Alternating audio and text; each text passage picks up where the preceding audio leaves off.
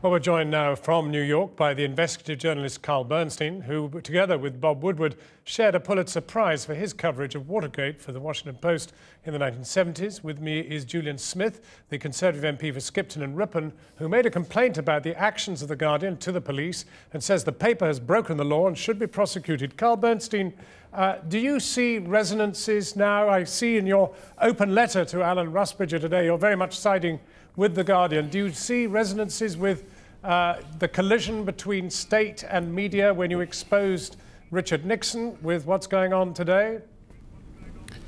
What I see is an attempt by some members of the Commons and of the government to make the conduct of the press the issue here instead of the conduct of the government itself and its over-secretive notions, its over-classification of information, and constant running around and avoiding the kind of oversight that is elemental in a democracy. Those are the real issues. The Guardian has done nothing here that can be seen as disclosing national security secrets that would be inimical to the interest of Great Britain or the United States. It hasn't dealt with specific intelligence instructions or anything of the kind. It's about the scope and scale of what our governments are doing and whether or not it's being supervised by the proper authorities. And clearly it hasn't been supervised.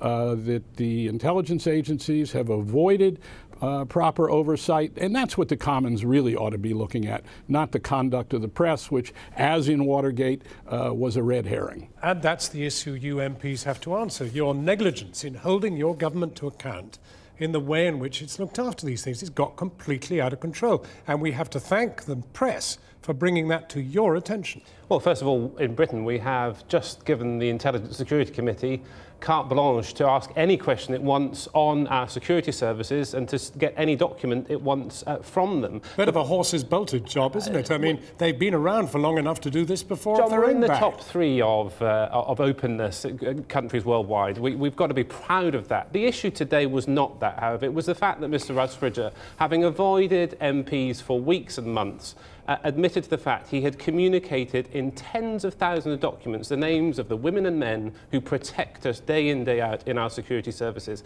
He said today... This is simply blatantly untrue. Not one single name has been disclosed. But that is not 1% of 58,000 pages has been disclosed so far, and you're right. In that, no naming. You are right, but the Act, the Terrorism Act 2000, states very clearly if you communicate that information, you have broken the law. And he's done that. We have documents in Brazil. Channel 4 News, I might say, has also published Snowden material. Ask the right honourable member of Parliament a question? Yes, you ask it If I could ask the right honourable member of Parliament a question. You talk about, well, he's broken this technicality of the law. It seems to me what he's done is that he has held up the spirit of the law very, very responsibly. And you're talking about a little asterisk in there. If the fact is, the overwhelming fact, as your colleagues have noted, is that The Guardian or the Washington Post or Spiegel or the New York Times has in no instance communicated the identity of operatives. It's been far more Carl, responsible. he admitted that today. He admitted today that in Parliament that he communicated to Brazil, to New York, to Germany, all around the world, thousands and thousands of documents which he had not read, which contain the names and identities of our intelligence agents. Yeah, but you argued they'd been disclosed. They have. I didn't. I argued they had been communicated. And who is actually looking after those? Who's protecting those agents? They're in data dumps throughout the world. I don't deny. It was your job to protect us from an overbearing, overweening, too far-reaching. I do not deny that Carl and The Guardian has the right to report. I've never said that, but they do not have the right to send around the world to disseminate information about our agents. Carl Bernstein, come in if you can hear us. Okay. Can I go back to the right honourable member? When you say disseminate, that's a very careful word. The fact is that The Guardian has not disseminated.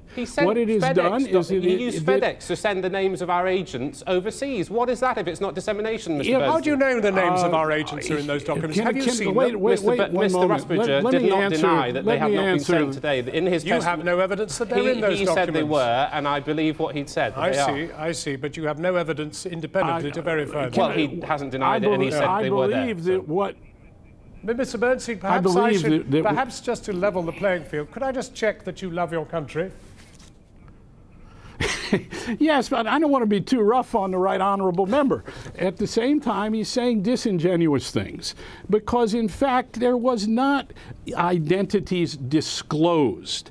And, in fact, very great care was taken in how that information, which is already encrypted, was taken from one place to another, etc. Come in. With due respect, you are wrong. You are wrong. Not far from where you are sitting, there are files in the Guardian's offices which contain the names of men and women who protect this United Kingdom. That is against this country's law. Yes.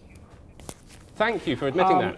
I don't know how you know they're in the Guardian's offices. I don't believe they are, actually. I would suggest, I would also suggest that when you talk about this country's laws, that you look at your Official Secrets Act, which is really at the bottom of too much of the problem here. Happily, I'm not in the business of saying to other countries what they ought to do, but the nature of our free press in this country is that under our First Amendment, we don't have an Official Secrets Act. And your Official Secrets Act and your attempt to haul in journalists and reporters for doing their job, especially in cases of malfeasance and misfeasance by governmental officials, is a result of this terrible Official Secrets Act. Carl Bernstein, and in a real democracy, you say you're number 3 in the world. I did not say that your work, your excellent work, the work of The Guardian, the work of Channel 4 News, is something that MPs should prescribe. What I said is that these organisations should not break the law in the course of doing that. And tonight I've asked Mr. Rusbridger to tell our intelligence services what names of men and women he has disclosed internationally in data dumps throughout the world. Well, he has not disclosed anything. He has sent them. But what I want to know from you is, do you still want him prosecuted? I think that the law should take its course. In which case, would you include me on the charge list? Because I've also seen some of this material. Well, I think Please, the editor of the New York Times, editor of Der Spiegel, will you have us all on the charge sheet? John, you cannot say that there is not a point in what I'm saying. There is a point that you have to split the freedom of the press with breaking the law, and they've broken the law tonight. Carl Bernstein, thank you very much indeed. Alas, time has beaten us, let alone the system. Thank you very much indeed also very much for coming in.